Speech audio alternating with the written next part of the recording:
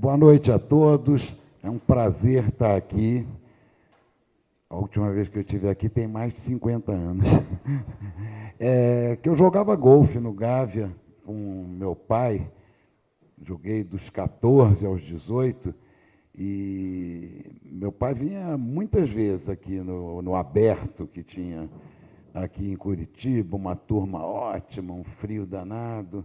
E o Graciosa está nas minhas boas lembranças da juventude. Nunca imaginei que eu fosse voltar aqui um dia para fazer uma palestra sobre música. Bom, mas esse é o nosso assunto. Você sabe, em poucos países a música popular tem tanta importância na vida, no cotidiano das pessoas, como no Brasil. E também porque a música, que além de ser uma das melhores do mundo, é uma das mais diversificadas. Nenhuma música do mundo, nem a música americana, tem tanta diversidade de ritmos, de estilos. O Brasil é um país enorme, com essa mistura de raças, tudo. E a diversidade da música brasileira expressa a nossa diversidade cultural e étnica, tudo. Então, é uma fortíssima expressão do que o país tem de melhor, a música popular, e que se celebrizou no mundo todo como o melhor produto de exportação do Brasil.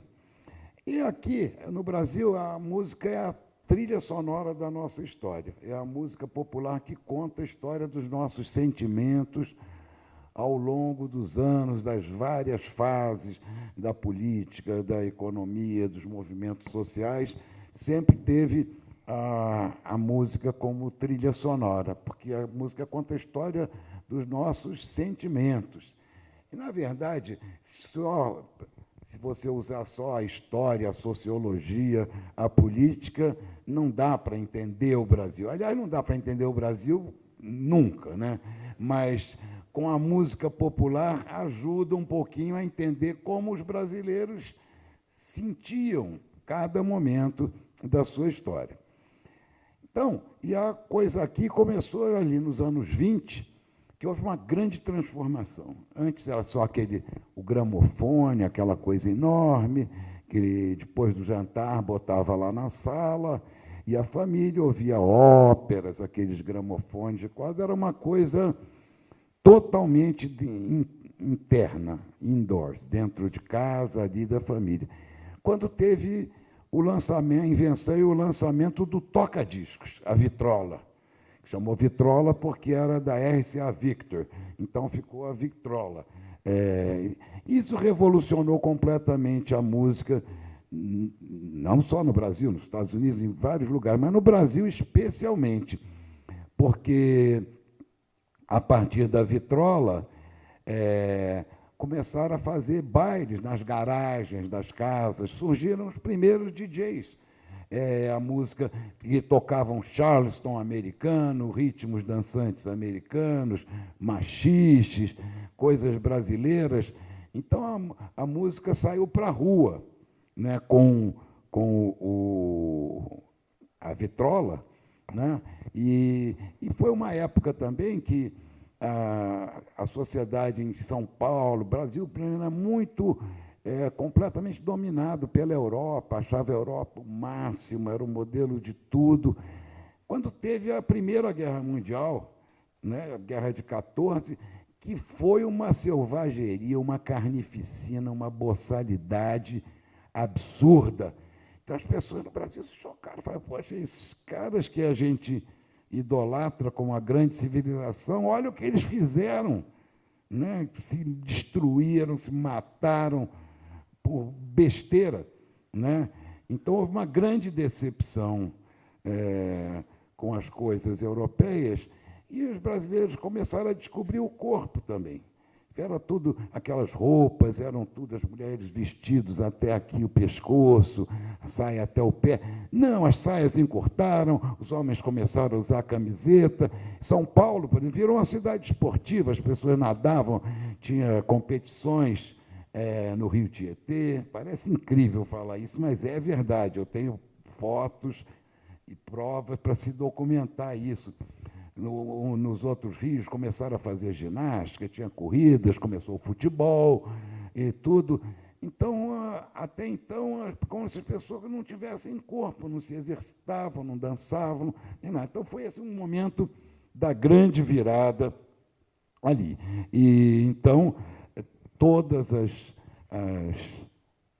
as famílias e as pessoas da rua dançavam a música dançante, as pessoas faziam festa em casa, foi uma grande virada. Aí a música brasileira foi ainda aí nos anos 40, uma fase importante, que é a ditadura Getúlio Vargas, o Brasil entra, não entra na guerra, simpatias ali, estava difícil a coisa, e essa época que surgiu, e havia um estímulo grande da ditadura não é, ao sentimento nacionalista, ao orgulho do Brasil, uma forma exaltada que gerou um gênero musical que chama o samba exaltação, que o próprio nome diz. Eram músicas ritmadas, alegres, para cima, e totalmente elogiando tudo do Brasil.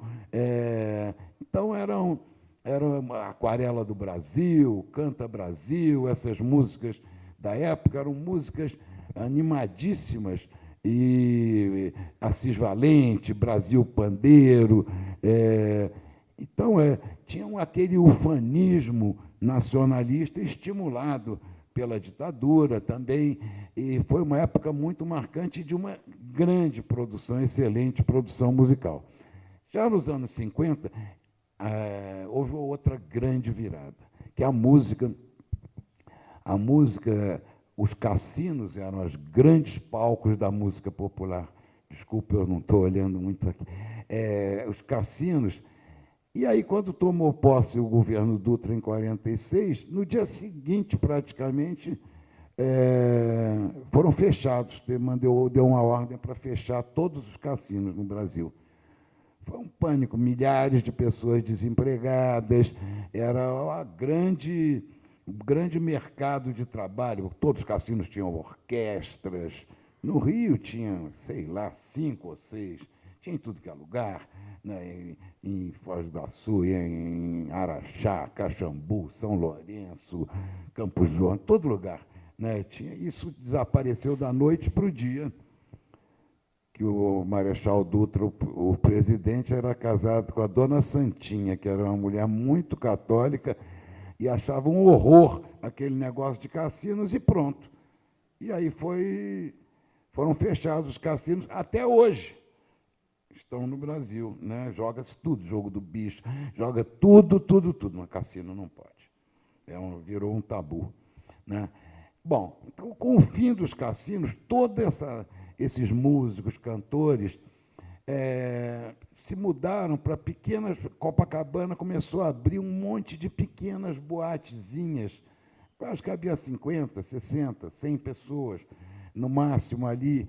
E começou a surgir uma nova música, o samba-canção, que era uma música mais tranquila, que se dá para dançar junto, para falar baixinho no ouvido, clima romântico e tudo. Então, tem uma produção maravilhosa de samba-canção, com Dorival Caymmi, Dick Farney, Aracide Almeida. Se bem que o samba-canção aparece oficialmente aí nos anos 40, né? Tudo mais antes. O Noel Rosa, que era um gênio, ali já nos anos 20, ele tinha feito o Feitio de Oração, uma canção belíssima, que era um samba-canção, muito antes do tempo, né? Então, essa foi uma época linda, essa época dos anos 40 e 50 do samba-canção, que era uma música muito refinada também, que apareceu grandes compositores, e era um clima perfeitamente adequada ao clima da época, os anos 50, anos dourados, aquela coisa. Teve até seriados de televisão. O Rio de Janeiro era um paraíso na Terra, né? Com todos os grandes artistas, ainda era a capital, os políticos, todo mundo morava lá, e era relativamente pouco, todos se conheciam, se encontravam nessas boates que se tornaram famosas, né? E tem um fabuloso livro do Rui Castro sobre o samba-canção, que chama A Noite do Meu Bem, que é uma história do Brasil, mais até do que do samba-canção. Então, o samba-canção foi substituído, ele foi ficando antigo. Já quando a posse do governo JK, mudou tudo. Depois de todos os problemas de suicídio do Getúlio Vargas, dos governos que sucederam ali, governos provisórios, finalmente o JK foi eleito presidente e mudou completamente o clima do Brasil. Porque ele era alegre, jovial, otimista, era um democrata também, e um cara tolerante, mas um visionário, um louco, um otimista, que isso contagiou o público, o povo todo. Para a situação não fosse fácil da economia, imagina, nessa época, aí, anos 50, e tudo, e com o JK, aquilo começou a contagiar o Brasil todo. As pessoas, foi chamado do presidente Bossa Nova e tudo, e a época que surgiu a Bossa Nova, exatamente, que era uma música completamente diferente, porque o samba-canção geralmente era melancólico, aquelas coisas meio tristes, ninguém me ama, muita canção de despedida, dor de cotovelo, tudo. A Bossa Nova não. A Bossa Nova se parecia com o Rio de Janeiro, era a cara do Rio de Janeiro nos anos JK, em que a gente dormia, eu tinha 14, 15 anos, dormia-se na praia, não acontecia nada no Rio de Janeiro de perigoso ou de fora, era paradisíaco. Faltava água, o telefone era uma porcaria e tudo, mas não tinha violência urbana, tinha praia limpa, e a gente adorava aquela vida que tinha lá, mas detestava aquelas músicas, samba-canção, aquilo era música de velho, música que tocava dos nossos pais. A gente não tinha a juventude não tinha uma música. Quando apareceu a Bossa Nova, eu falei, essa é a música da juventude, porque a Bossa Nova era uma música leve, sofisticada, da zona sul de Copacabana, Ipanema, ali, que era a música que expressava a vida que se levava no Rio de Janeiro. Era aquilo, era tudo, era praia, era surf, era cinema italiano, era quadrinhos americanos, uma época de descobertas, de coisas brasileiras ali, e o Brasil ainda foi campeão mundial de futebol em 58. Aí é que mudou tudo, porque eram ali um recalque histórico, uma mancha que tinha de ter perdido a Copa de 50 no Rio de Janeiro, né? E aí ganhou finalmente na Suécia. Então, como o Nelson Rodrigues dizia, o brasileiro perdeu o complexo de vira-lata. E a Bossa Nova era a música ideal para isso tudo, que era uma música tipicamente brasileira, mas sofisticada, e tinha um padrão internacional também. O que o samba exótico nunca tinha, eram coisas exóticas, folclóricas. A Bossa Nova não, a Bossa Nova chegou nos Estados Unidos pela mão dos grandes artistas do jazz americano que ficaram fascinados com a Bossa Nova. Então, foi uma história completamente diferente.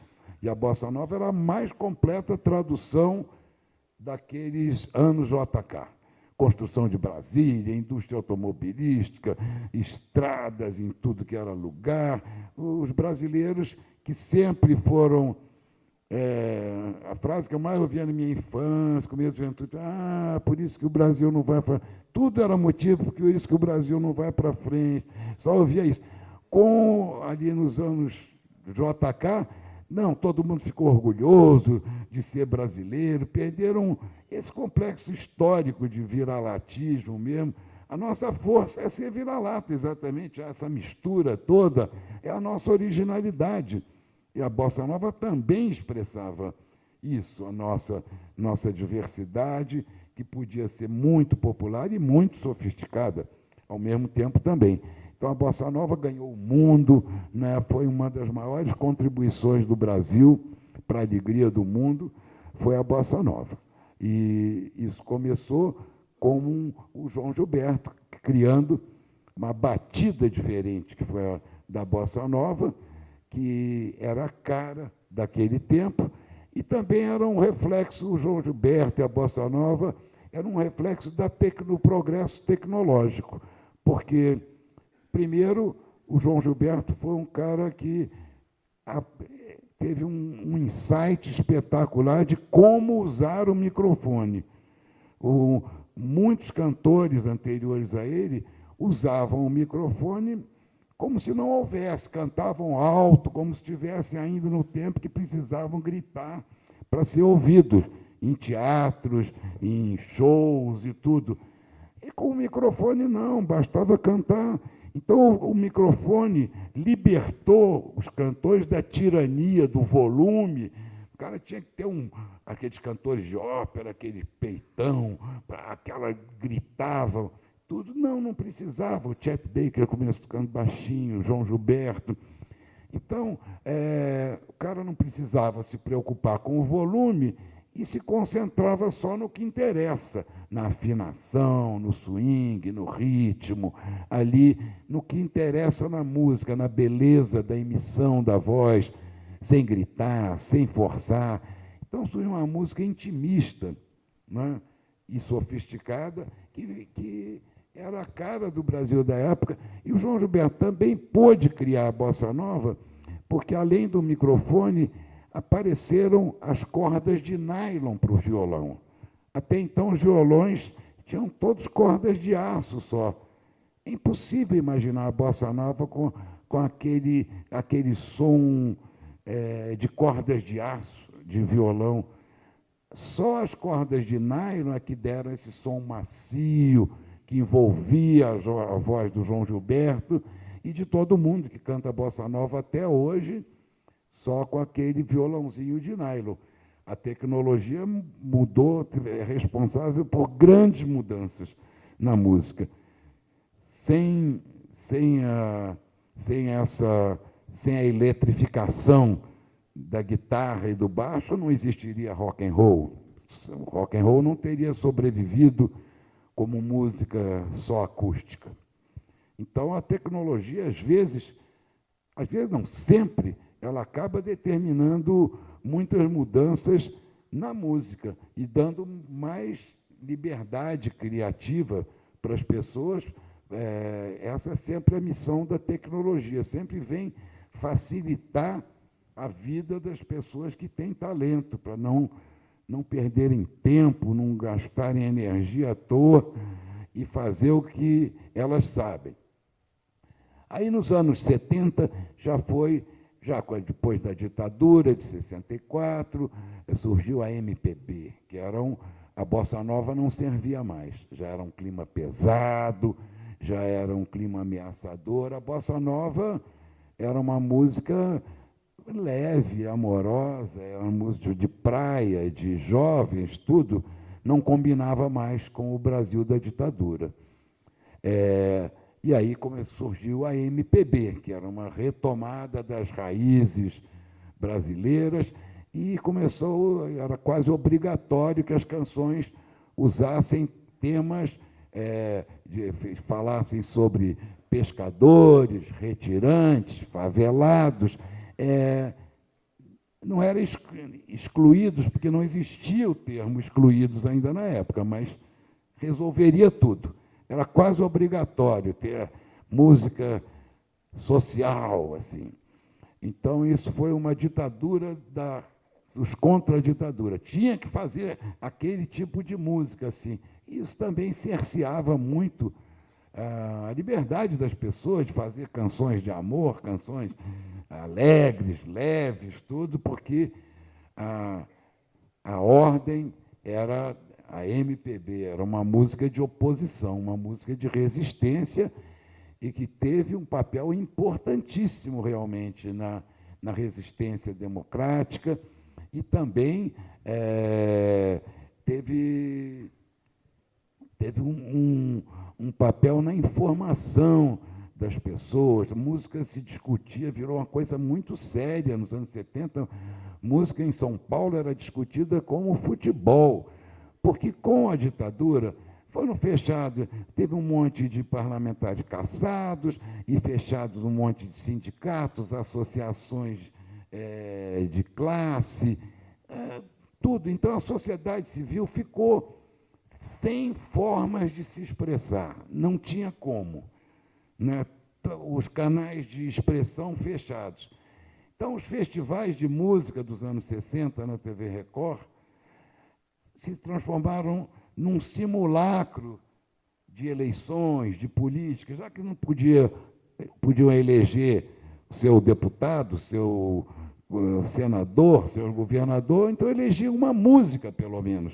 Então, as pessoas brigavam como se briga por causa de política hoje, mas era por causa de música, né? Os fãs do Chico Buarque, os fãs do Edu Lobo, os fãs do Roberto Carlos, da Elis Regina, os festivais eram uma guerra de torcidas, de tudo. Ali um simulacro da discussão política, que estava fechada. E não era uma ditadura relativamente branda, porque a censura deixava passar muitas coisas nos festivais. Isso chegou a um ponto máximo quando foi a música do Geraldo Vandré, Caminhando e Cantando, e seguindo, para não dizer que não falei das flores, que acabou sendo um dos motivos para a edição do AI-5. E para a minha geração, que participou ativamente dos festivais,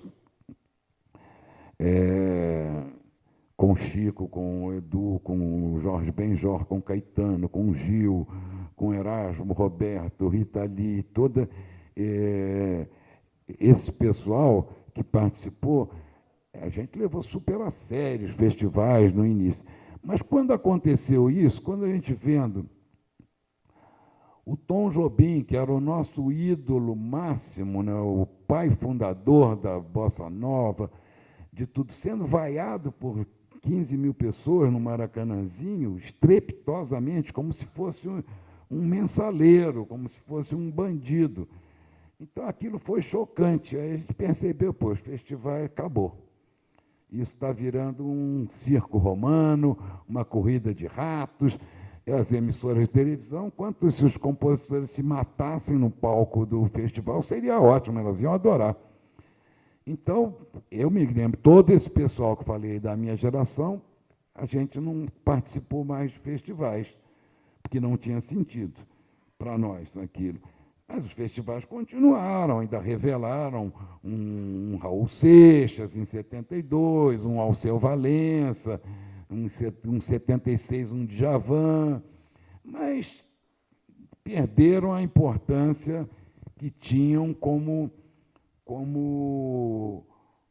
uma válvula de escape para a participação popular em tudo. Mas com o AI-5 parou a participação em tudo, né? E os festivais passaram a ser muito mais censurados, também as músicas.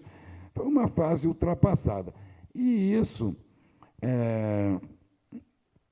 eu estou falando dessa época dos festivais, anos 60, é a época também da Jovem Guarda, que apareceu, e se criou um grande antagonismo entre a Jovem Guarda e a MPB. E era uma briga estimulada muito pela TV Record, que tinha os programas, todos os programas musicais eram da TV Record, era em horário nobre, não existia novelas nesse tempo. Os principais programas da televisão, maior audiência, eram os musicais. Então, a TV Record tinha todos os musicais e os festivais, estimulava essa briga da Jovem Guarda com tudo. tinha problema nenhum. É que a juventude queria uma música para chamar de sua. E a Jovem Guarda cumpria toda essa função. Você ia no auditório da Jovem Guarda em São Paulo, você via as empregadas domésticas e as suas patroas no mesmo auditório, né? Então, a Jovem Guarda pegou todas as classes sociais e foi uma revolução ali. E era uma música alegre, jovem, que a juventude queria. A MPB estava virando uma música de batalha, de doutrinação, de comício, estava virando uma coisa séria, pesada, quase que era proibido se divertir. Se você, estou me divertindo, você é um alienado, como você pode se divertir com o país, numa ditadura? Olha, hoje é engraçado, mas era horrível. Até que, enfim, como tudo passa, tudo sempre passará, também passou a ditadura, e aí começou o Rock Brasil, né? Que o Brasil começou o rock muito tarde, que a explosão do rock no mundo foi em 69, com o Festival de Woodstock. Então, toda a juventude do mundo queria ter o seu Woodstock, festival ao ar livre, todo mundo pelado, fumando maconha, e show de graça, hippies, paz e amor, sexo, drogas e rock and roll. Aquilo era o sonho dos brasileiros. Mas como fazer isso numa ditadura? O Brasil não teve rock and roll durante a ditadura. O rock and roll é uma música essencialmente rebelde. Rock and roll tem que ser abusado, tem que ser irreverente, senão se reduz a 3 acordes. E como numa ditadura você tinha que apresentar, levar a letra da música lá no censor, o cara lá, o major lá, ali ia falar assim, está proibida, pá, carimbava, interditada, em todo o território nacional, de gostamento. Proibida em todo o território nacional. Mas, espera aí, major, não dá... Não, tá bom, então se você trocar isso aqui, tirar essas palavras aí, as pessoas tinham que trocar. Agora imagina rock and roll assim, você chegar lá no major e falar assim, posso ser rebelde? Pode, meu filho, mas só um pouquinho, não vai exagerar, tá? Não é possível. Então, o rock and roll só começou de verdade no Brasil com o fim da ditadura, ou nos estrebuchos, nos estertores da ditadura, já na virada dos anos 80, que já tinha caído a censura, já estava muito mais frouxo. Aí é que começam Lobão, Lulu Santos, Legião Urbana, Kid de Abelha, Paralamas, todos esses artistas fabulosos do rock brasileiro que deram aos jovens o que eles estavam esperando desde Woodstock, né? O nosso Woodstock foi o primeiro Rock in Rio em 85 só. Então, o rock expressava esse momento do Brasil, da redemocratização, da liberdade, podia ter palavrão nas músicas, você não tinha que pedir autorização a ninguém. Foi, para quem tinha vivido a ditadura, então, foi um estouro da boiada, uma sensação inebriante de liberdade. E a expressão disso foi o rock brasileiro, que começou só na virada dos anos 80, mas tudo passa, tudo sempre passará. E ali a coisa foi, para o Brasil, foi piorando. Quando o Collor foi eleito, a coisa foi piorando, piorando, e coincidiu com a grande ascensão do sertanejo. Então, o governo Collor foi o pior momento político, o pior momento econômico, o pior momento ético e o pior momento musical, porque não haveria ser o pior momento de tudo ia ser uma música maravilhosa, não.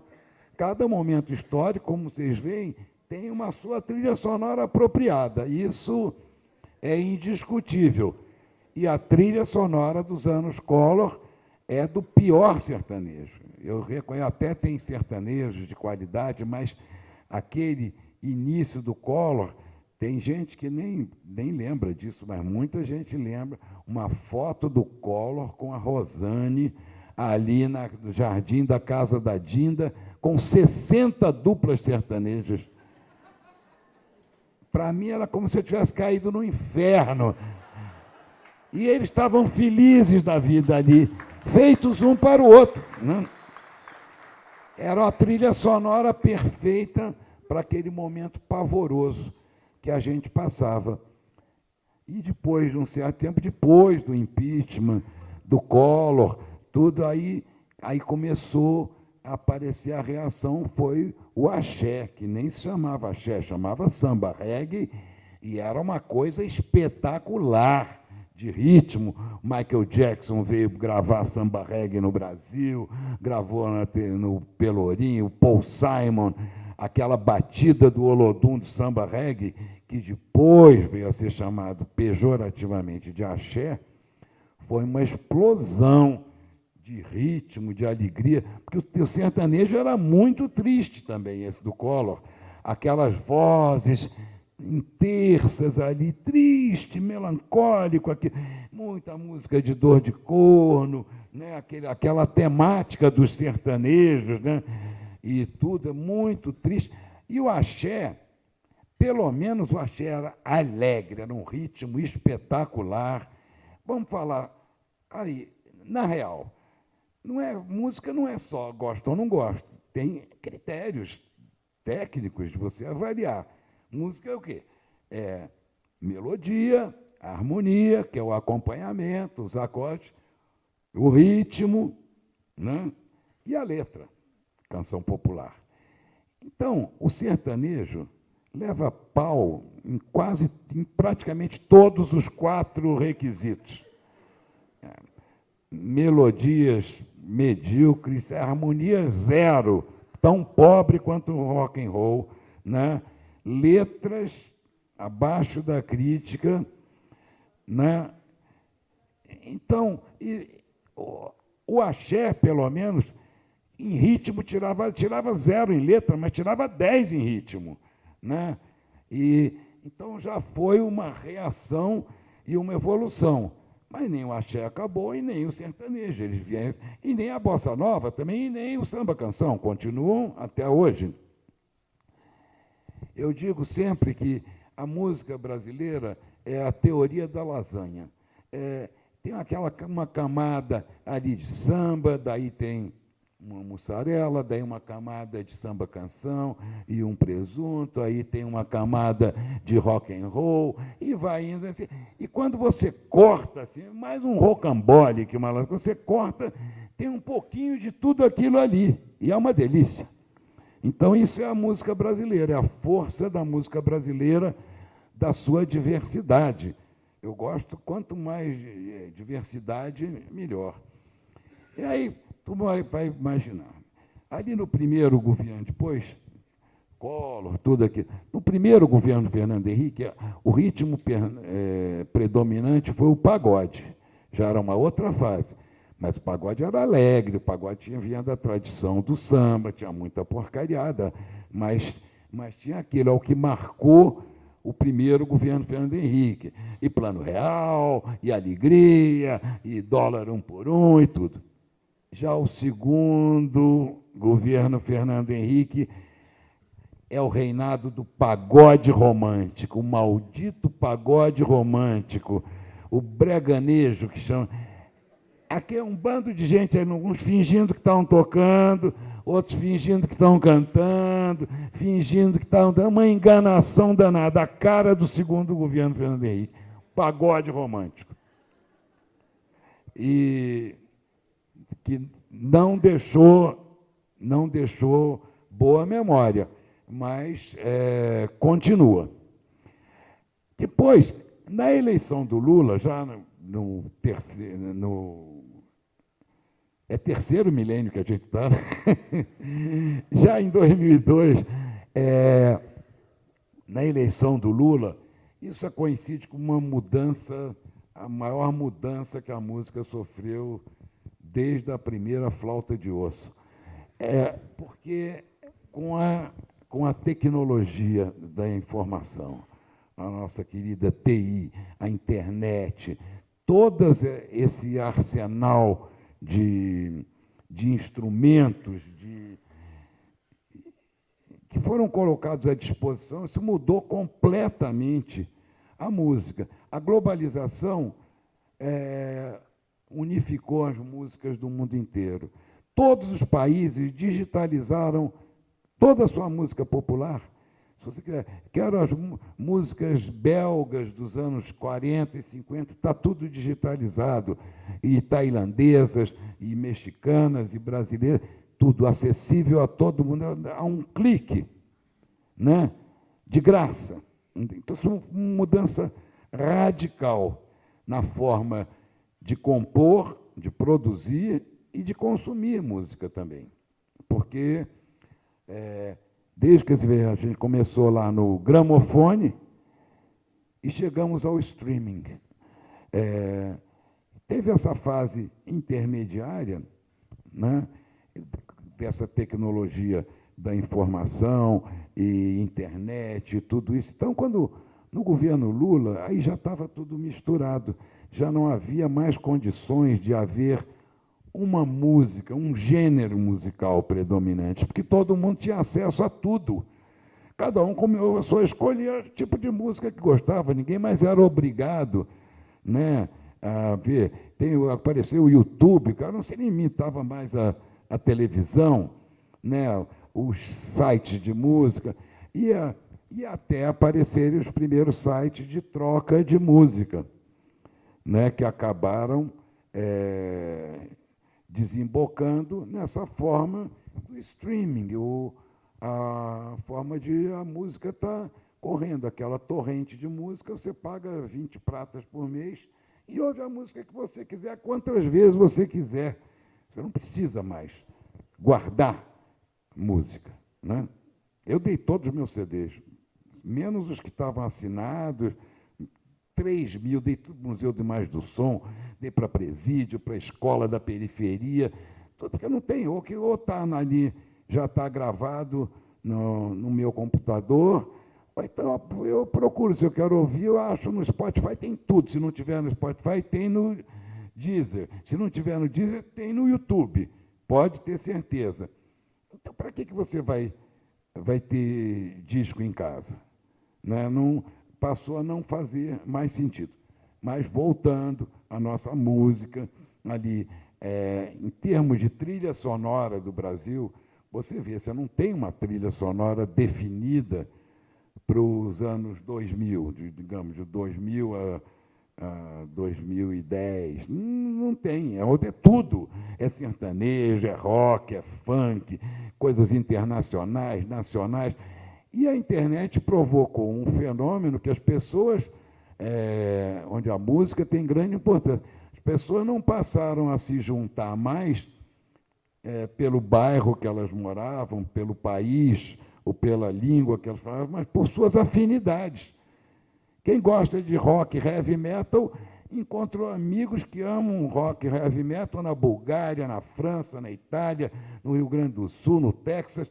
Isso que passou a unir as pessoas, não porque não estão mais limitadas ao bairro delas, à cidade ou ao país. As pessoas, ou pior, a sua política ou a sua religião, pior ainda, pessoas passaram a se ligadas por suas identidades, por seus gostos culturais, pelos seus interesses.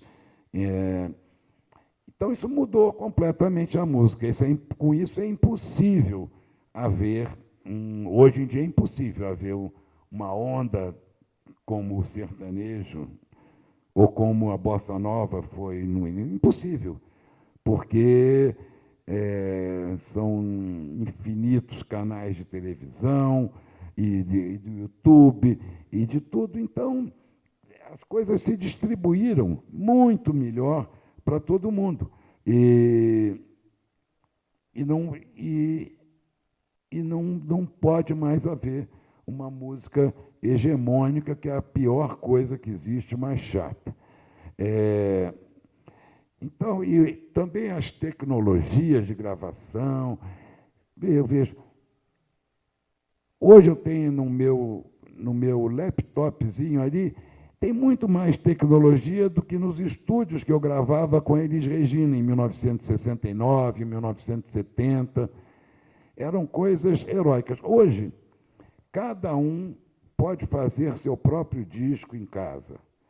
Tem muita gente num banheiro de casa, você, cara, monta ali uma trapezongazinha, a tecnologia cada vez mais barato, também a tecnologia básica. Então, você pode gravar num banheiro em casa, tem muito mais tecnologia que um estúdio dos anos 60. Então, as pessoas, nunca foi tão fácil produzir música, entendeu? Porque, por exemplo, tem um programa de gravação que todos os estúdios têm, que se chama Pro Tools, ferramentas profissionais, digamos. A tradução é um programa de gravar, para gravar discos. É o mesmo programa que tem no Hit Factory de Nova York, o programa que tem gravado no Abbey Road de Londres e no estúdio da Rocinha, da sociedade lá dos moradores da Rocinha. Tem um estúdio e o Pro Tools é igual. Claro, a diferença da sala, a acústica da sala influi, mas, basicamente, todo mundo pode fazer um disco. E pode, inclusive, gravar todos os instrumentos. O Max de Castro, filho do Wilson Simonal, músico talentosíssimo, já fez um disco, ele tocou todos os instrumentos. Cantou, fez as músicas, gravou a bateria, gravou baixo, gravou guitarra. O Prince cansou de fazer isso. O Ed Mota já fez 2, 3 discos, tocando todos os instrumentos. O cara tem que ter um baita talento, mas a tecnologia está a seu favor, né?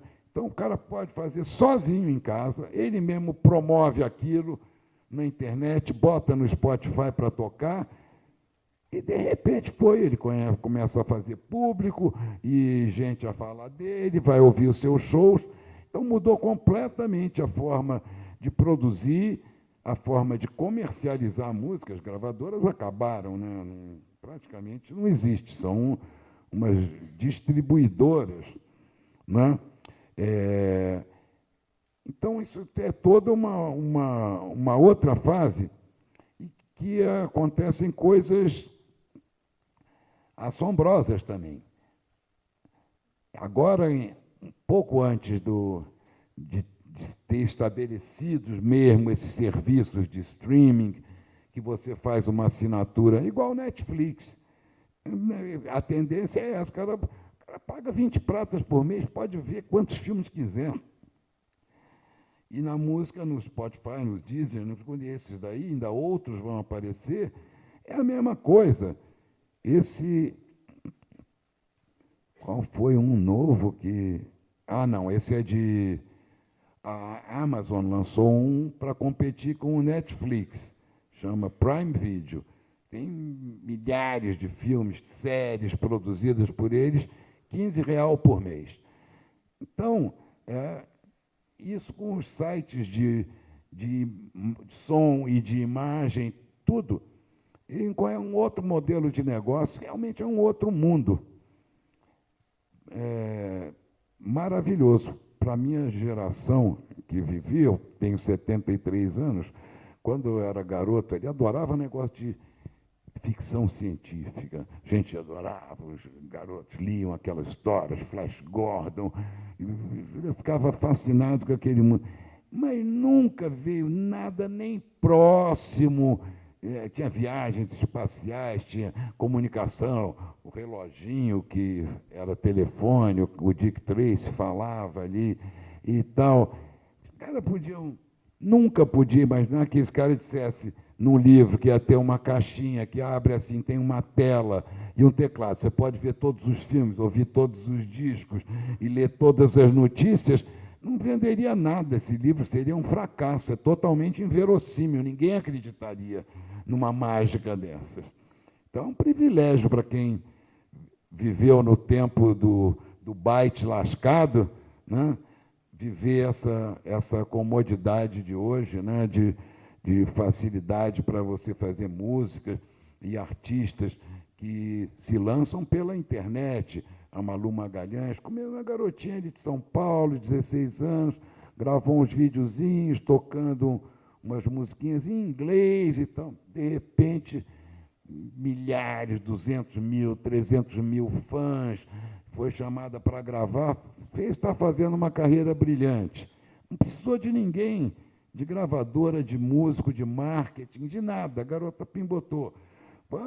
Como vários artistas que apareceram. Quantos que se poderia um artista do Brasil fazer um sucesso mundial, igual o Michel Teló, que pegou o mundo inteiro ali, totalmente desconhecido ali, fez um videozinho na internet, foi embora.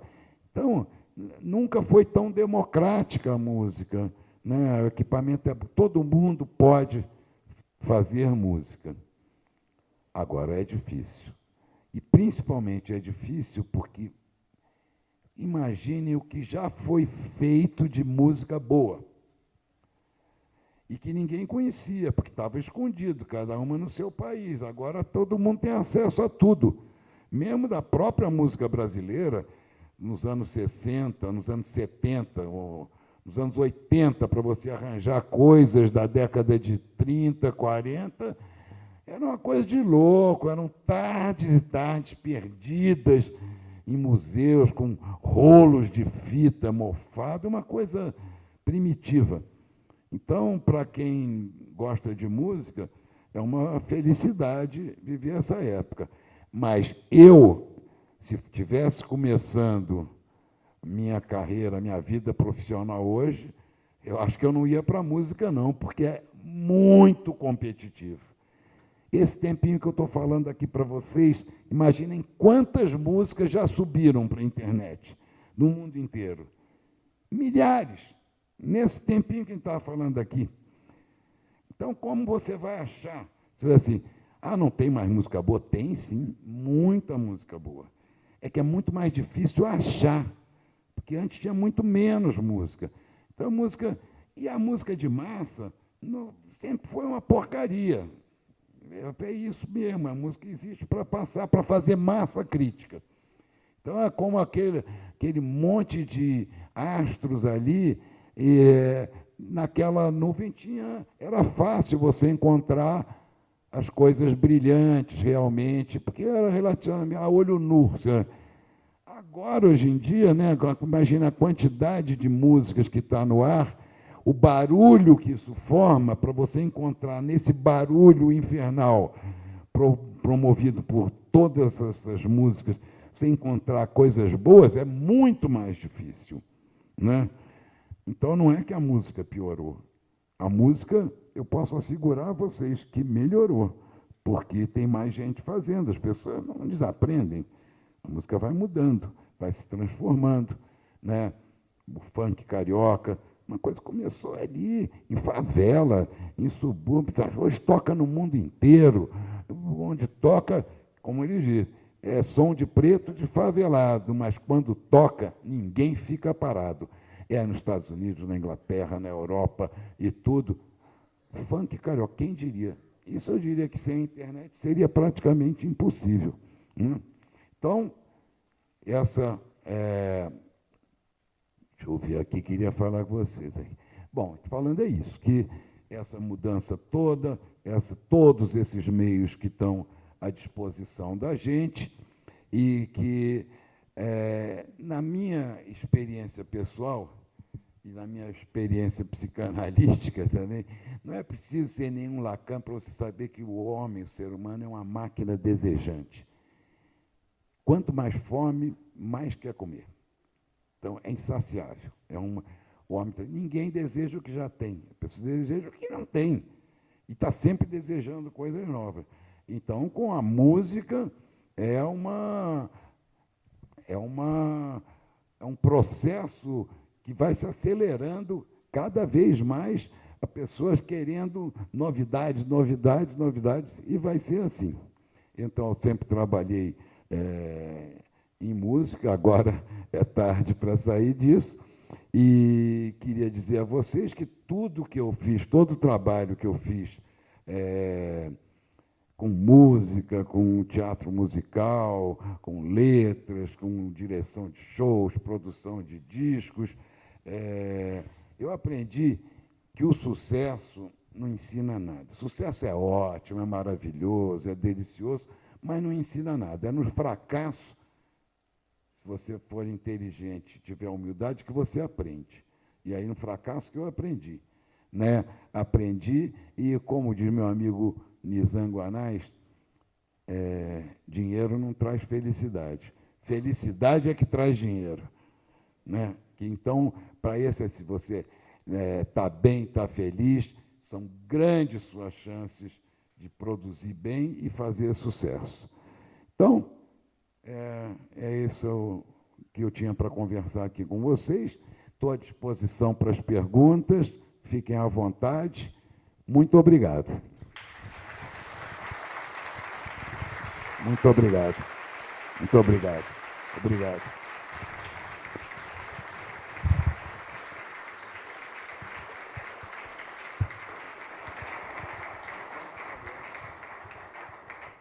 Recentemente, talvez 2 semanas atrás, a gente viu o anúncio que a fábrica de guitarras Gibson pediu falência nos Estados Unidos.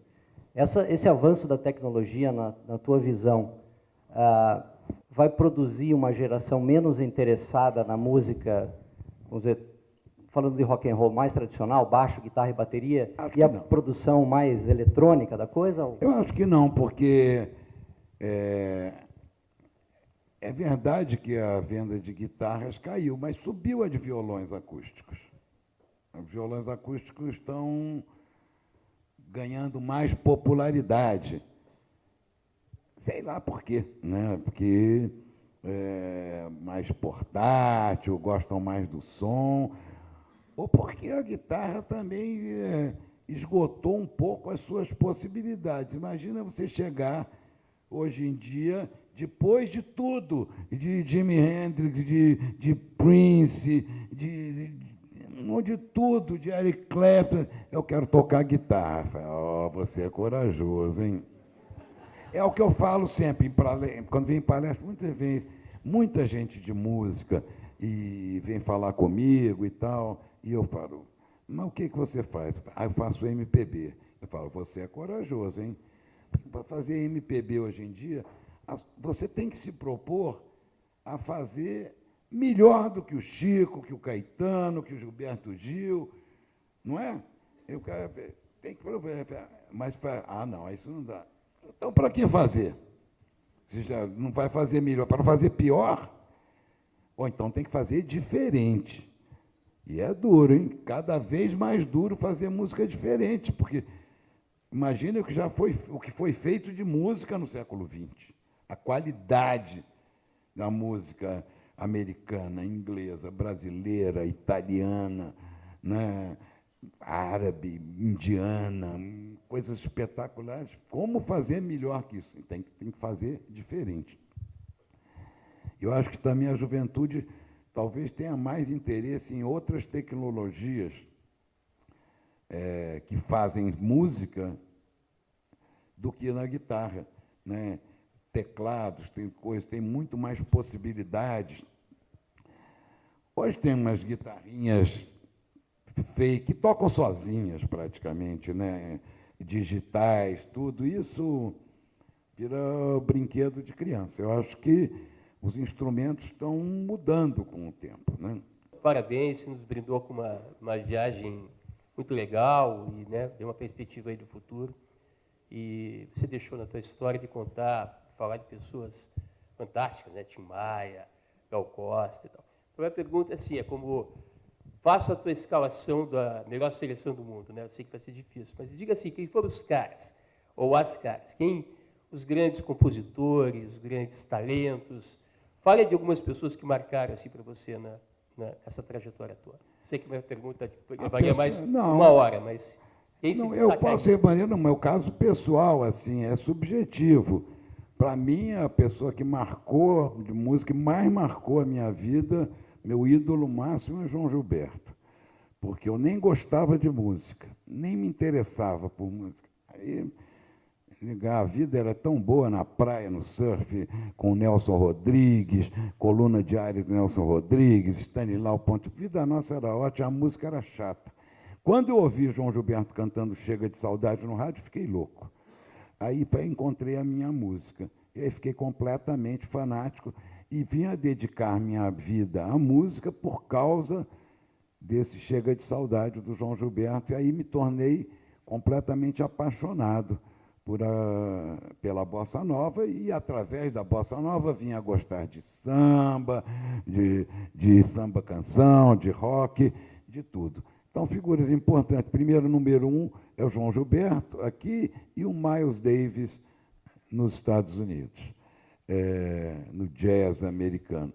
E aqui, os artistas marcantes na minha vida, o Tim Maia, né, a Elis Regina, que eu produzi, né, disco da Elis, do Tim também, Tom Jobim, Chico Buarque e Caetano Veloso, que são complementares, né, como se fossem uma pessoa só, feliz do país que tem dois compositores tão bons e tão diferentes e complementares como eles, Gilberto Gil. Jorge Benjor, um gênio, inventou o samba rock, uma invenção genial, o swing do Jorge Benjor, que é a grande influência dos tropicalistas, do Gil, do Caetano, é o Jorge Benjor. Roberto Carlos e Erasmo Carlos, o que é isso, né? Gênios. Se você olhar na música brasileira, tem uma coisa nos Estados Unidos, na música americana, que chama standards. Músicas que tem mais de não sei quantas gravações, aquela que vira popular, Aquarela do Brasil, standard, virou um standard. Então, no Brasil, o Roberto e o Erasmo, sozinhos, eles têm mais standards, mais músicas de grande sucesso popular que Chico Buarque, Caetano Veloso, Tom Jobim, Noel Rosa, juntos. Não estou dizendo que eles são melhores do que esse. Eles têm mais sucessos populares, o que não é pouca coisa. 70 músicas daquelas que se começar a cantar, todo mundo canta. Então, o Roberto e Erasmo, como compositor... O Roberto é um pouco... como se diz assim, é um pouco subavaliado como compositor, porque ele é uma estrela tão grande como intérprete, é um fascínio, é o rei, né? E que esquecem, às vezes, do compositor fabuloso que ele é, né? E o Erasmo junto, onde tem Roberto, tem Erasmo, nas melhores coisas. Agora, se eu continuar aqui, vamos ficar muito tempo, porque eu gosto de ópera, eu adoro Maria Callas, eu gosto de funk, gosto de rock and roll, Rita Lee, outro gênio, uma letrista absolutamente genial, à altura de um Lamartine Babo, um gênio, essa mulher também. Então, acho que só com esses que eu falei aqui já dá uma boa diversão, né? A primeira dos golfistas. Qual que era o teu handicap quando você, há 50 anos, veio para cá? 14. Olha, era bom, melhor que o presidente. Mas eu tinha 17, 18 anos. Ele nem com 17. Batia longe, me concentrava. Tá bom. A pergunta que eu gostaria de fazer tem a ver com a maneira que uma pessoa com a experiência que você tem vê o tema do direito autoral. No ano passado, houve uma decisão importante relacionada ao direito autoral e a maneira pela qual os músicos ganhavam dinheiro. Isso mudou. A sensação que os músicos atuais têm é de que, no passado, se ganhava muito dinheiro com música pela proteção que o direito autoral trazia. Atualmente, há uma modificação disso, ou pelo menos um questionamento grande em relação à proteção do direito autoral. Se é verdade que a música é produto da criação humana e merece proteção, como que no passado se via isso, como que se vê essa transição e se o direito autoral tem futuro, né, da maneira como essa digitalização se apresenta. Claro, essa é a garantia do futuro do direito autoral, porque o direito autoral sempre foi um caos, uma roubalheira no Brasil. A minha geração perdeu, pelo menos os primeiros 10 anos da nossa vida profissional, foi tudo roubado por editoras, por sociedades de direito. Nem tinha ECAD nesse tempo.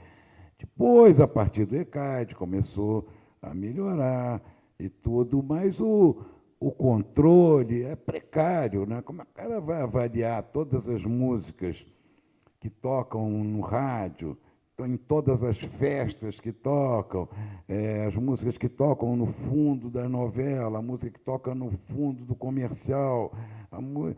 Tem música em tudo que é lugar, hoje em dia também. Música que toca no elevador, todo lugar tem música. Então, foi se tornando muito difícil.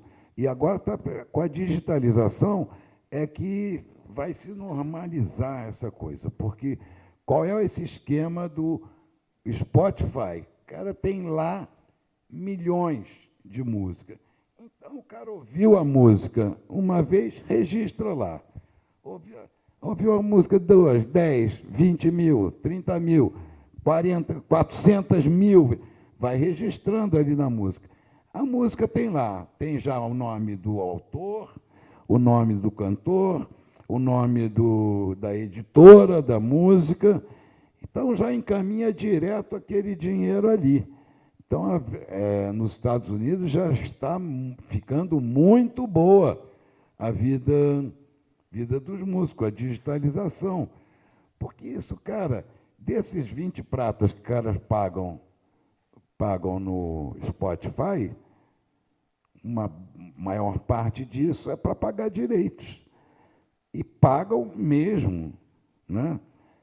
Claro, ainda estamos numa transição, mas é muito mais seguro você confiar numa eletrônica ali, impessoal, do que você confiar num fiscal do ECAD, que vai lá com a sua esferográfica e vai calcular quanto você vai pagar pelo seu bailinho de formatura ali. E depois chega nas televisões grandes, leva uma grana da televisão e para a televisão paga uma mixaria, paga menos que o baile de estudante, é mole? Isso aconteceu muito no Brasil, né? O recolhimento do direito autoral, muito achaques, Brasil, né? Roubos. Por exemplo, eu estou falando muitas vezes, esse assunto é até chato. O cara fazia assim, direito autoral, no Canecão. Tinha uma malandragem lá, um fiscal do ECAD, junto com um pilantra, um compositor, pegava show do Roberto Carlos, aí o fiscal do ECAD lá, e pegava e preenchia a lista das músicas que foram tocadas, com 25 músicas daquele amigo dele lá, o compadre compositor, e levava para o ECAD aquilo. Então, o Roberto Carlos não recebia nada, e o amigo ali da coisa recebia, porque o fiscal disse que as músicas dele que tinham tocado, isso era corriqueiro. Golpe, Brasil, né? Enquanto isso, eu sempre fui associado também da Sociedade Americana, da ASCAP. Lá os caras cobram até assobio na rua. Os caras cobravam e pagam. Porque aqui os caras cobram e não pagam, o que é pior, né? Então, toda essa tecnologia vai beneficiar muito, vai avaliar o sucesso da música. Mas minha música fez o maior sucesso. Sua música tocou 327.118 vezes. O cara vai dizer para você e vai provar, né? Mas tem uma que tocou 6 milhões de vezes, que vai ganhar muito mais, né? Então, e hoje tem muito mais músicas, muito mais difícil controlar. Mas é dura a vida de músico, duríssima, sempre vai ser, eu acho. Obrigado por estar aqui hoje, obrigado por essa acolhida musical. Indo de encontro à sua palestra, qual o seu maior fracasso e qual o seu maior sucesso? Olha, foram próximos assim. Em 76, eu era jornalista, trabalhava na televisão, incluía jornal, tinha coluna de jornal, e cismei, porque queria fazer um festival de rock, porque tinha visto nos Estados Unidos, e aqui não podia, porque aqui era uma ditadura horrorosa em 76. Então, o governo militar fazia o possível e o impossível para não juntar muito jovem, porque achava que podia dar problema. Imagina um festival de rock ao ar livre. Então, eram infinitas exigências. Tinha que ter atestado do corpo de bombeiro, e cada música que ia ser tocada tinha que ser apresentada a letra integral, liberada pela censura, uma coisa da associação de bairro e do hospital. Era para você desistir. Mas eu fiz um tal festival em Saquarema, Festival Som, Sol e Surf. Era com Raul Seixas, Rita Lee, 2 dias em Saquarema. No primeiro dia caiu um temporal, derrubou o palco, e quebrou tudo. Aí, o que eu vou fazer? Aí falei, várias entradas, vale tudo para domingo. Aí, no domingo, no show, aí construíram o palco de novo. Aí, no final, a chuva derrubou. Era um campinho de futebol, assim, tinha um murinho. Aí a chuva derrubou o muro ali, então todo mundo entrou de graça. Então foi um fracasso retumbante, assim, fali, né? Falei, meu Deus do céu, e agora? Aí uns caras me ligaram de uma imobiliária que tinham visto na televisão aquele festival, porque o festival, artisticamente, pô, com o Raul, com a Rita, a estreia da Ângela Rorô cantando blues, foi muito legal. Então saiu no jornal, saiu nos jornais da televisão, me ligaram de uma imobiliária para me oferecer um espaço enorme no shopping da Gávea, que estava vazio, e onde ia ser construído um teatro.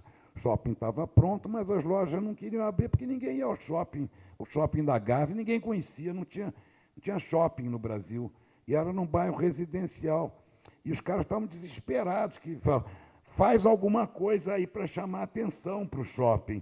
Eu fiz o Dancing Days, a discoteca, que virou novela, salvou minha vida, paguei minhas dívidas todas, e agora estou até fazendo um musical de teatro com essa história.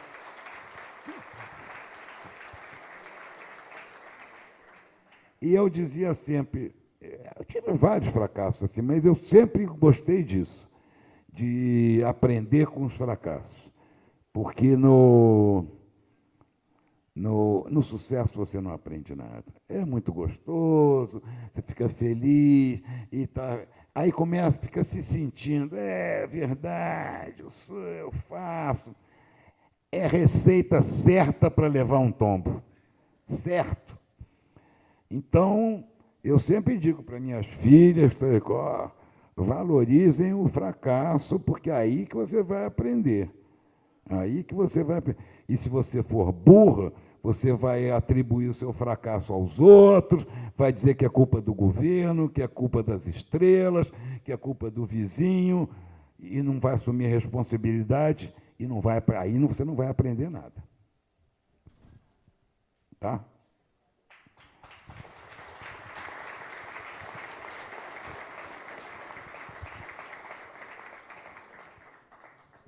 Você e todo mundo acabou citando os grandes nomes, né, da música brasileira, enfim. Eu gostaria de saber hoje, dos artistas da nova geração, quem que você brilha o olho, aposta? Você citou a Malu Magalhães. Eu gostaria de saber se teriam outros artistas dos quais você poderia nos recomendar. Olha, eu adoro o Tim Bernardes, do Terno. O Terno é maravilhoso mesmo. Filho do meu amigo Maurício Pereira. Maravilhoso esse garoto. Maravilhoso. Eu acho o Marcelo Camelo um compositor solo muito interessante. Muito bom também. Eu adoro a Anitta. Acho a Anitta um espetáculo. Já sofri por isso, né? Mas me mantenho firme. Essa garota ela é um fenômeno. Eu já vi muita coisa nessa coisa de música. Não aceito esse argumento. Não tem voz. Mentira. Ela tem uma voz pequena, mas ela é afinada. Isso dizia o João Gilberto quando ele começou. Não tem voz. Não estou comparando a Anitta com o João Gilberto. Mas você acha que o Caetano e o Gil são otários, são bobos, que chamaram a Anitta para cantar na Olimpíada com eles porque ela é ruim? Né? Eles podiam ter chamado a Gal Costa, podiam ter chamado a Ivete, que são muito mais cantoras que a Anitta. Mas ela tem a novidade, e ela cantou muito bem na abertura da Olimpíada. Né? Ela é muito inteligente, o que não é uma qualidade das cantoras, geralmente. Pelo contrário, muitas cantoras prejudicam suas carreiras pela burrice. São extremamente musicais, mas burras. Não vou dizer nomes. Mas vocês veem o que cada uma fez com sua carreira, vocês vão ver quem é mais inteligente. Anitta, de uma periferia paupérrima do Rio de Janeiro, uma garota que nasce desse tamaninho, feiosa, com corpo esquisito, mas super musical. Ela tem uma musicalidade. E essa garota ela se transformou inteira, ela virou uma outra pessoa, ela se reconstruiu. Eu acho sensacional isso, você usar a tecnologia, a medicina, tudo a seu favor. O Michael Jackson se mudou inteiro, ficou branco, eu achava sensacional isso. Um direito que a pessoa tem. Né? Ele tem o dinheiro, ele faz o que ele quiser. Ficou um monstro medonho. Problema seu, o cara não está fazendo para os outros, está fazendo para ele. A Anitta se refez inteira, do jeito dela, botou a boca que queria, o corpo, e fez, malhou, fez dieta, inventou um corpo para ela, ali. Não sei como também, fala um inglês espetacular,